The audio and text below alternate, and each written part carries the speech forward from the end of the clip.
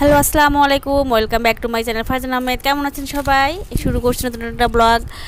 তো এই যে কয়েকদিন বৃষ্টির পর একদিন রোদ উঠেছে, সবার কাজগুলো গুছিয়ে নিচ্ছে রোদের জন্য। তো এই যে আম্মু কিছু খড়ি ছিল, ওগুলা শুকাতে দিয়েছে, গমগুলা ধুয়ে দিয়েছে।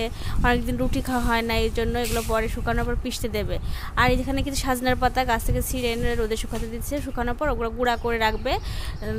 এক চামচ করে প্রতিদিন সকালবেলা খাবে, যেটা উপকার সবার জন্যই। তো এই দেখেন ছোট্ট একটা চারা গাছ টবে ছিল, আম্মু ওটা উঠিয়ে আবার এখানে রোপণ করেছে, বড় হবে। তো এই যে একটা তুলসী গাছ আমাদের বাড়িতে আছে, আমি আশা মানে আমার মনে হয় এই গাছটা সবার বাড়ি থাকা উচিত, কারণ যখন ঠান্ডা কাশিলা হয় তখন এই পাতাতে একটু মধু দিয়ে ছেঁচে খেলে এই রোগগুলোর উপশম হয়।